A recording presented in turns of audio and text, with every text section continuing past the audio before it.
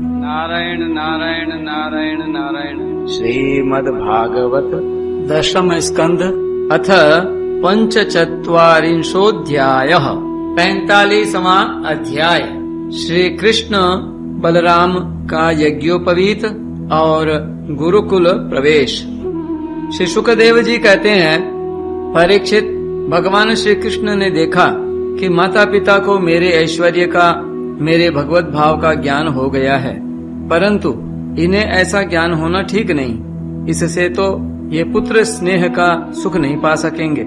ऐसा सोचकर उन्होंने उन पर अपनी वह योग माया फैला दी, जो उनके स्वजनों को मुग्ध रखकर उनकी लीला में सहायक होती है। यदुवंश शिरोमणि भगवान श्री कृष्ण बड़े भाई बलराम जी के साथ अपने माँ बाप के पास जाकर आदर पूर्वक और विनय से झुककर, मेरी अम्मा, मेरे पिताजी, इन शब्दों से उन्हें प्रसन्न करते हुए कहने लगे, पिताजी, माताजी, हम आपके पुत्र हैं और आप हमारे लिए सर्वदा उत्कंठित रहे हैं, फिर भी आप हमारे बाल्य, पौगंड और किशोर अवस्था का सुख हमसे नहीं पा सके। दुर्दैववश हम लोगों को आपके पास रहने का सौभाग्य ही नहीं मिला। इसी से बालकों को माता पिता के घर में रहकर जो लाड़ प्यार का सुख मिलता है, वह हमें भी नहीं मिल सका। पिता और माता ही इस शरीर को जन्म देते हैं और इसका लालन पालन करते हैं। सर्वार्थ संभवो देहो जनितः पोषितो यतः, तब कहीं जाकर यह शरीर धर्म, अर्थ, काम अथवा मोक्ष की प्राप्ति का साधन बनता है। यदि कोई मनुष्य 100 वर्ष तक जीकर माता और पिता की सेवा करता रहे, तब भी वह उनके उपकार से उऋण नहीं हो सकता। जो पुत्र सामर्थ्य रहते हुए भी अपने माँ बाप की शरीर और धन से सेवा नहीं करता, उसके मरने पर यमदूत उसे उसके अपने शरीर का मांस खिलाते हैं। जो पुरुष समर्थ होकर भी बूढ़े माता पिता, सती पत्नी, बालक, संतान, गुरु, ब्राह्मण और शरणागत का भरण पोषण नहीं करता, वह जीता हुआ भी मुर्दे के समान ही है। पिताजी, हमारे इतने दिन व्यर्थ ही बीत गए, क्योंकि कंस के भय से सदा उद्विग्न चित्त रहने के कारण हम आपकी सेवा करने में असमर्थ रहे। मेरी माँ और मेरे पिताजी, आप दोनों हमें क्षमा करें। हाय, दुष्ट कंस ने आपको इतने इतने कष्ट दिए, परंतु हम परतंत्र रहने के कारण आपकी कोई सेवा शुश्रूषा न कर सके। श्री शुकदेव जी कहते हैं, परीक्षित, अपनी लीला से मनुष्य बने हुए विश्वात्मा श्री हरि की इस वाणी से मोहित हो देवकी वसुदेव ने उन्हें गोद में उठा लिया और हृदय से चिपका कर परमानंद प्राप्त किया। राजन, वे स्नेह पाश से बंधकर पूर्णतः मोहित हो गए और आंसुओं की धारा से उनका अभिषेक करने लगे, यहाँ तक कि आंसुओं के कारण गला रुंध जाने से वे कुछ बोल भी न सके। देवकी नंदन भगवान श्री कृष्ण ने इस प्रकार अपने माता पिता को सांत्वना देकर अपने नाना उग्रसेन को यदुवंशियों का राजा बना दिया और उनसे कहा, महाराज, हम आपकी प्रजा हैं, आप हम लोगों पर शासन कीजिए। राजा ययाति का शाप होने के कारण यदुवंशी राज सिंहासन पर नहीं बैठ सकते, परंतु मेरी ऐसी इच्छा है, इसलिए आपको कोई दोष न होगा। जब मैं सेवक बनकर आपकी सेवा करता रहूंगा, तब बड़े बड़े देवता भी सिर झुकाकर आपको भेंट देंगे। दूसरे नरपतियों के बारे में तो कहना ही क्या है। परीक्षित, भगवान श्री कृष्ण ही सारे विश्व के विधाता हैं। उन्होंने जो कंस के भय से व्याकुल होकर इधर उधर भाग गए थे, उन यदु, वृष्णि, अंधक, मधु, दाशार्ह और कुकुर आदि वंशों में उत्पन्न समस्त सजातीय संबंधियों को ढूंढ ढूंढ कर बुलवाया। उन्हें घर से बाहर रहने में बड़ा क्लेश उठाना पड़ा था। भगवान ने उनका सत्कार किया, सांत्वना दी और उन्हें खूब धन संपत्ति देकर तृप्त किया तथा अपने अपने घरों में बसा दिया। अब सारे के सारे यदुवंशी भगवान श्री कृष्ण तथा बलराम जी के बाहुबल से सुरक्षित थे। उनकी कृपा से उन्हें किसी प्रकार की व्यथा नहीं थी, दुख नहीं था। उनके सारे मनोरथ सफल हो गए थे, वे कृतार्थ हो गए थे। अब वे अपने अपने घरों में आनंद से विहार करने लगे। भगवान श्री कृष्ण का वदन आनंद का सदन है। वह नित्य प्रफुल्लित, कभी न कुम्हलाने वाला कमल है। उसका सौंदर्य अपार है। सदैव हास और चितवन उस पर सदा नाचती रहती है। यदुवंशी दिन प्रतिदिन उसका दर्शन करके आनंद मग्न रहते। मथुरा के वृद्ध पुरुष भी युवकों के समान अत्यंत बलवान और उत्साही हो गए थे, क्योंकि वे अपने नेत्रों के दोनों से बार बार भगवान के मुखार विंद का अमृतमय मकरंद रस पान करते रहते थे। प्रिय परीक्षित, अब देवकी नंदन भगवान श्री कृष्ण और बलराम जी दोनों ही नंद बाबा के पास आए और गले लगने के बाद उनसे कहने लगे, पिताजी, आपने और माँ यशोदा ने बड़े स्नेह और दुलार से हमारा लालन पालन किया है। इसमें कोई संदेह नहीं कि माता पिता संतान पर अपने शरीर से भी अधिक स्नेह करते हैं। जिन्हें पालन पोषण न कर सकने के कारण स्वजन संबंधियों ने त्याग दिया है, उन बालकों को जो लोग अपने पुत्र के समान लाड़ प्यार से पालते हैं, वे ही वास्तव में उनके माँ बाप हैं। पिताजी, अब आप लोग ब्रज में जाइए। इसमें संदेह नहीं कि हमारे बिना वात्सल्य स्नेह के कारण आप लोगों को बहुत दुख होगा। यहाँ के सुहृद संबंधियों को सुखी करके हम आप लोगों से मिलने के लिए आएंगे। भगवान श्री कृष्ण ने नंद बाबा और दूसरे ब्रजवासियों को इस प्रकार समझा बुझाकर बड़े आदर के साथ वस्त्र, आभूषण और अनेक धातुओं के बने बर्तन आदि देकर उनका सत्कार किया। भगवान की बात सुनकर नंद बाबा ने प्रेम से अधीर होकर दोनों भाइयों को गले लगा लिया और फिर नेत्रों में आंसू भरकर गोपों के साथ ब्रज के लिए प्रस्थान किया। हे राजन, इसके बाद वसुदेव जी ने अपने पुरोहित गर्गाचार्य तथा दूसरे ब्राह्मणों से दोनों पुत्रों का विधि पूर्वक द्विजाति समुचित यज्ञोपवीत संस्कार करवाया। उन्होंने विविध प्रकार के वस्त्र और आभूषणों से ब्राह्मणों का सत्कार करके उन्हें बहुत सी दक्षिणा तथा बछड़ों वाली गौएं दी। सभी गौएं गले में सोने की माला पहने हुए थीं तथा और भी बहुत से आभूषणों एवं रेशमी वस्त्रों की मालाओं से विभूषित थीं। महामती वसुदेव जी ने भगवान श्री कृष्ण और बलराम जी के जन्म नक्षत्र में जितनी गौएं मन ही मन संकल्प करके दी थीं, उन्हें पहले कंस ने अन्याय से छीन लिया था। अब उनका स्मरण करके उन्होंने ब्राह्मणों को वे फिर से दी। इस प्रकार यदुवंश के आचार्य गर्ग जी से संस्कार कराकर बलराम जी और भगवान श्री कृष्ण द्विजत्व को प्राप्त हुए। उनका ब्रह्मचर्य व्रत अखंड तो था ही, अब उन्होंने गायत्री पूर्वक अध्ययन करने के लिए उसे नियमतः स्वीकार किया। श्री कृष्ण और बलराम जगत के एकमात्र स्वामी हैं, सर्वज्ञ हैं, सभी विद्याएं उन्हीं से निकली हैं। उनका निर्मल ज्ञान स्वतः सिद्ध है, फिर भी उन्होंने मनुष्य की सी लीला करके उसे छिपा रखा था। अब वे दोनों गुरुकुल में निवास करने की इच्छा से काश्यप गोत्री सांदीपनी मुनि के पास गए, जो अवंतीपुर उज्जैन में रहते थे। वे दोनों भाई विधि पूर्वक गुरु जी के पास रहने लगे। उस समय वे बड़े ही सुसंयत, अपनी चेष्टाओं को सर्वथा नियमित रखे हुए थे।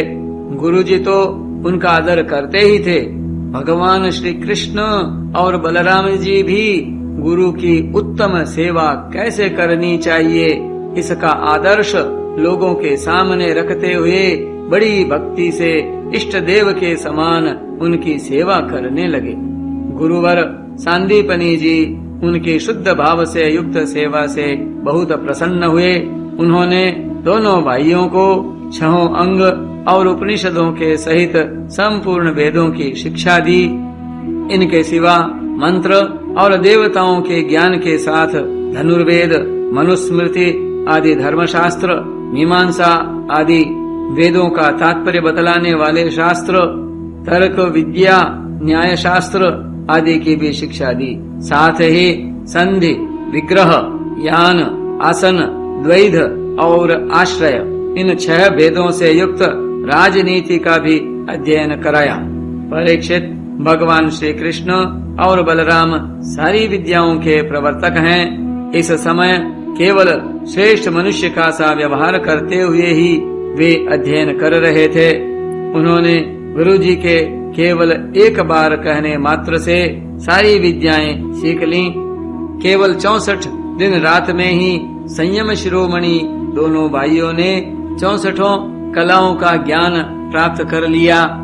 64 कलाएं ये हैं: गान विद्या, वाद्य, भांति भांति के बाजे बजाना, नृत्य, नाट्य, चित्रकारी, बेल बूटे बनाना, चावल और पुष्प आदि से पूजा के उपहार की रचना करना, फूलों की सेज बनाना, दांत, वस्त्र और अंगों को रंगना, मणियों की फर्श बनाना, शैया रचना, जल को बांध देना, विचित्र सिद्धियां दिखलाना, हार, माला आदि बनाना, कान और चोटी के फूलों के गहने बनाना, कपड़े और गहने बनाना, फूलों के आभूषणों से श्रृंगार करना, कानों के पत्तों की रचना करना, सुगंधित वस्तुएं, इत्र, तैल आदि बनाना, इंद्रजाल, जादूगरी, चाहे जैसा वेश धारण कर लेना, हाथ की फुर्ती के काम, तरह तरह की खाने की वस्तुएं बनाना,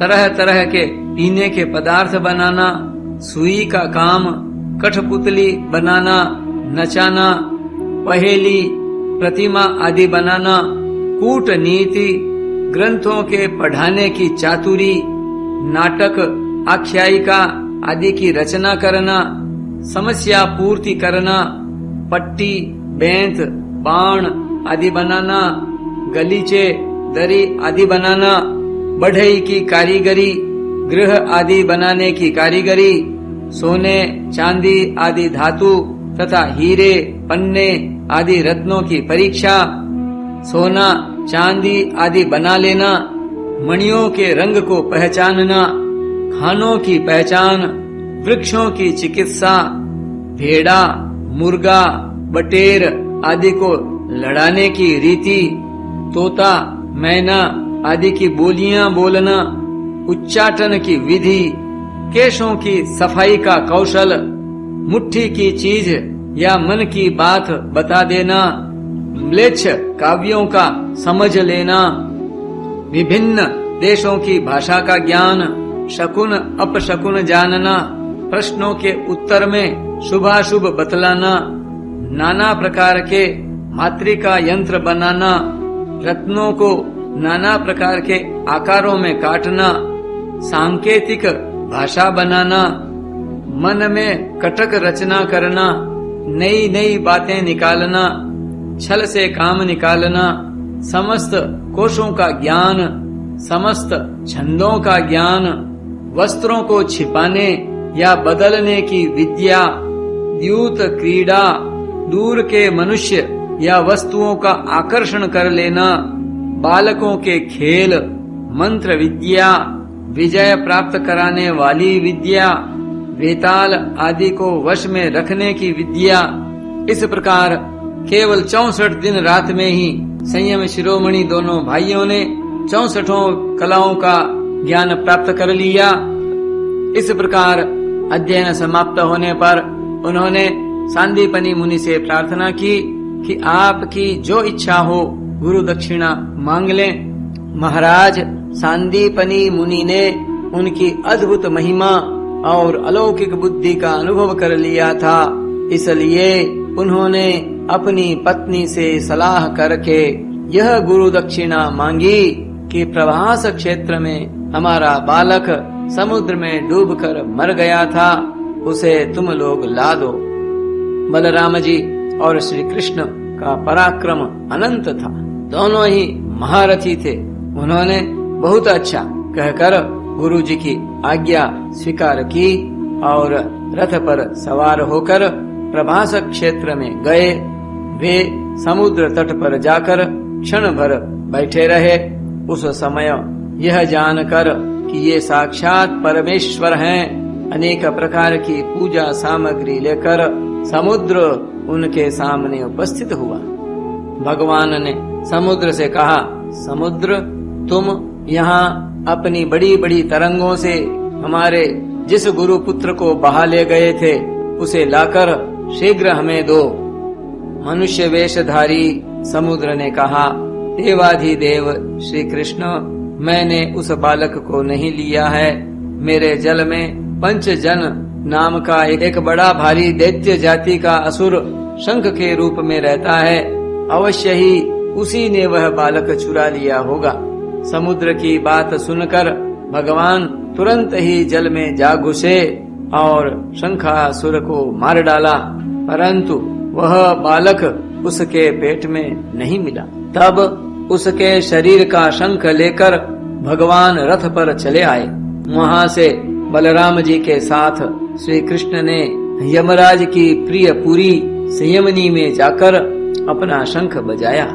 शंख का शब्द सुनकर सारी प्रजा का शासन करने वाले यमराज ने उनका स्वागत किया और भक्ति भाव से भरकर विधि पूर्वक उनकी बहुत बड़ी पूजा की।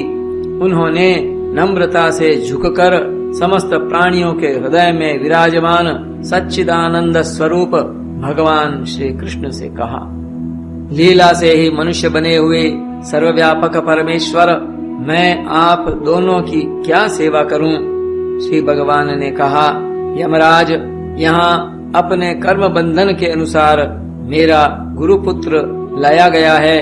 तुम मेरी आज्ञा स्वीकार करो और उसके कर्म पर ध्यान न देकर उसे मेरे पास ले आओ। यमराज ने जो आज्ञा कहकर भगवान का आदेश स्वीकार किया और उनका गुरुपुत्र ला दिया। तब यदुवंश शिरोमणि भगवान श्री कृष्ण और बलराम जी उस बालक को लेकर उज्जैन लौट आए और उसे अपने गुरुदेव को सौंपकर कहा कि आप और जो कुछ चाहें मांग लें।